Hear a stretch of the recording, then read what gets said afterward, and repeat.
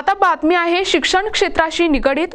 धाराशिवच्या उमरगा तालुक्यातील एकुरगा या गावात ज्यांनी अथक परिश्रम करून स्वतःची शिक्षण संस्था निर्माण करून परिसरातील मुलामुलींना शिक्षणाच्या प्रवाहात आणून समाज सुशिक्षित आणि सुसंस्कृत बनविण्यात ज्यांचा सिंहाचा वाटा आहे, असे शिवशक्ती विद्यालयाचे मुख्याध्यापक प्रकाश बोंडके यांचा शनिवारी सत्कार आणि कृतज्ञता सोहळा पार पडलाय। या सोहळ्यात तब्बल 4 आमदार उपस्थित होते। दिनांक 28 जून रोजी उमरगा तालुक्यातील एकुरगा गावातील शिवशक्ती विद्यालयाच्या प्रांगणात हा सत्कार तथा कृतज्ञता सोहळा मोठ्या थाटामाटात संपन्न झाला।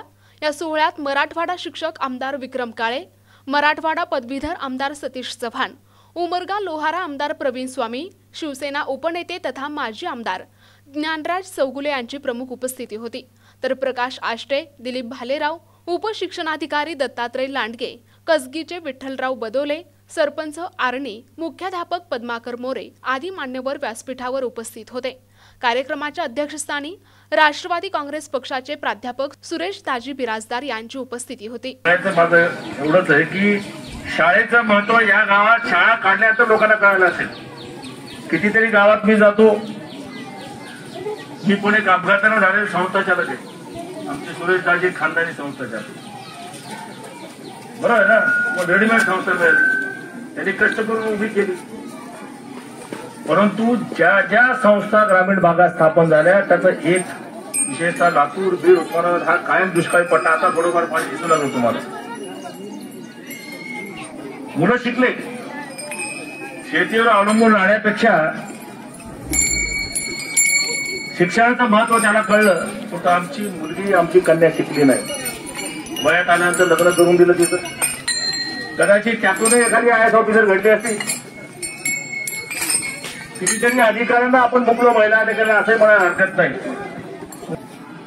खरोखर बोंडके सरांचं कौतुक करावं तेवढं थोडं आहे। आपण ज्या खस्ता खाल्ल्या गावातल्या पुढच्या पिढीने खाऊ नये म्हणून त्यांनी या शाळेची स्थापना केली। मला आता सगळी माहिती काढली शाळेची मी 1995ला रवी सरांमुळे त्यांना शाळा मिळाली, पण त्याच्या आधी सुरेश दाजी त्या आधी खूप प्रयत्न केले होते पण मिळाले नाही। या शाळेचं सगळं मी बघितल्यानंतर मला हे सुद्धा लक्षात आलं की शाळेचा निकाल चांगला आहे।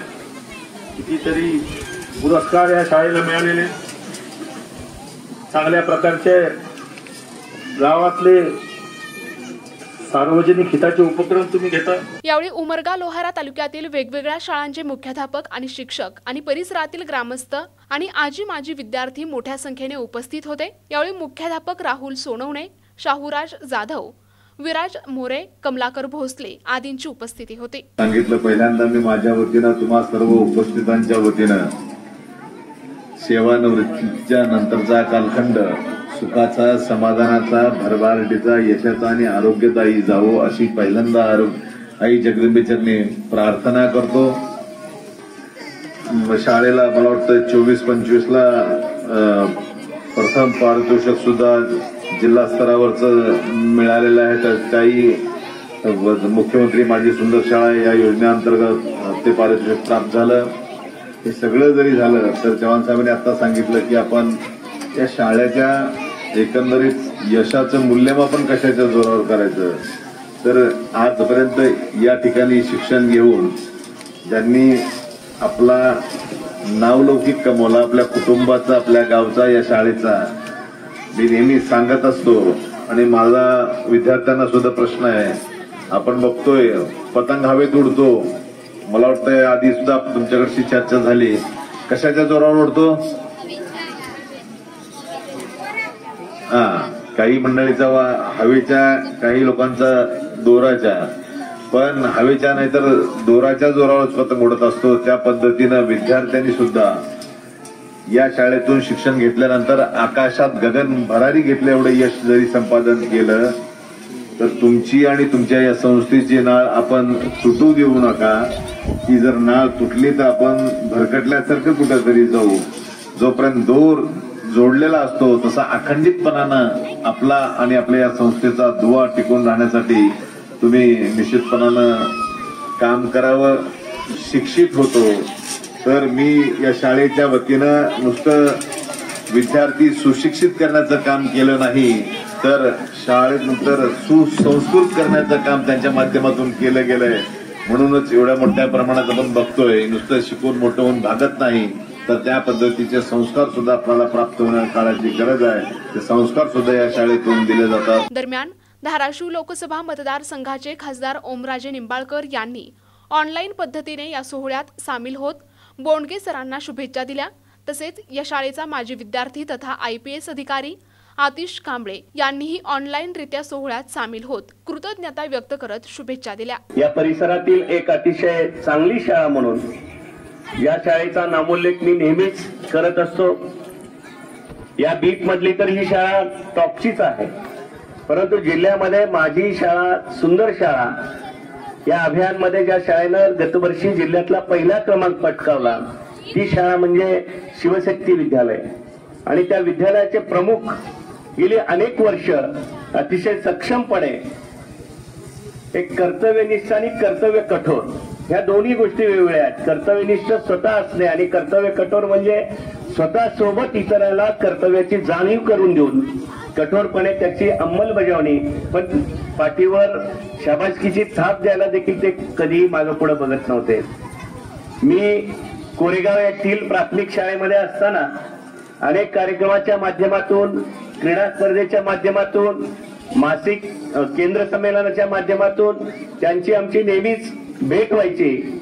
तेव्हा त्यांच्यात असलेला एक शिस्तप्रियता आणि शाळेत असलेला टापटीपणा नेहमीच मनाला भावायचा. सत्काराला उत्तर देत आपले मनोगत मांडताना सेवानिवृत्त मुख्याध्यापक प्रकाश बोंडगे यांनी शिक्षण आणि समाज परिवर्तन आणि संस्कार याला अनुसरून केलेल्या कार्यावर प्रकाश टाकला आणि संस्था निर्मितीबद्दलच्या प्रवासावर मत मांडत माजी खासदार रवींद्र गायकवाड जेव्हा पहिल्यांदा आमदार झाले त्यांच्यामुळेच संस्था अस्तित्वात आली असे त्यांनी सांगितले. नोकरी म्हणून मी कधी नोकरीकडे बघितलंच नाही आणि हा प्रयोग आपणही जर करून बघितला तर नोकरी केवळ एक आनंदाचं साधन, करमणुकीचं साधन, मनोरंजनाचं साधन म्हणून त्याकडे जर पाहिलं तर नोकरी इतका आनंद कशातच नाही.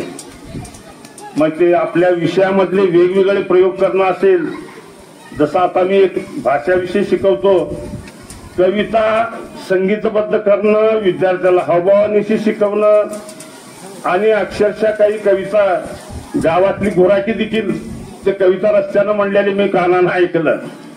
कारण जसं एखादं गाणं पुन्हा पुन्हा ऐकलं की माणसाला ओटातून येतं, तशी अवस्था ह्या विद्यार्थ्यांची झाली. जसं वर्गाच्या वर्ग हावभावानिशी गाणी म्हणायचं किंवा पाठ असतील त्याला गोष्टी रूपानं सादरीकरण करणं, म्हणजे आपण शिकवत आहोत, ते शिकत आहेत हा आभासच कधी होऊ दिला नाही. जसं की गप्पा मारल्यासारख्या या पद्धतीनं करणं आणि या क्षेत्राविषयी जवळपास माझे शिक्षण संक्रमण आपल्या क्षेत्रातलं नावलौकिक प्राप्त असं महाराष्ट्रातल्या प्रत्येक शाळेत जाणारं मासिक आहे. जवळपास 12 ते 14 लेख माझे त्यामधून प्रकाशित झालेले आहेत. त्याशिवाय विविध मासिकांमधून अनेक लेख प्रकाशित झाले, दिवाळी अंकांमधून झाले, दैनिकांमधून झाले, 4 पुस्तकही प्रकाशित झालेली आहेत आणि लेखन मराठी आणि हिंदी 2 भाषांमधून केलं.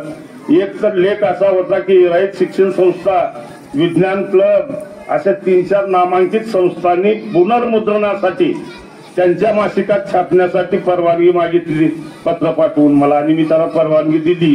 कारण आपण ह्या खात्यासाठी हे काम करायचं आहे ज्यामधून विद्यार्थ्याचा जेणेकरून चांगला गतिशीलपणे सहजपणे कसा विकास होईल हा उद्देश त्यामागचा. आणि त्यासाठी हे वेगवेगळे लेख लिहिणं आणि वेगवेगळ्या मासिकासाठी दैनिकासाठी पाठवणं हे असे प्रयोग केल्यामुळे नोकरीचा त्रास कधी जाणवलाच नाही. कार्यक्रमाचे सूत्रसंचालन अजित साळुंके. कार्यक्रम यशस्वी होण्यासाठी ज्ञानविकास शिक्षण संस्था, गावातील आजी माजी विद्यार्थी आणि संबंधित शिक्षक वृंद यांनी पुढाकार घेताना दिसून आले. प्रतिनिधी सचिन बिद्री, NTV न्यूज मराठी, उमरगा, धाराशिव.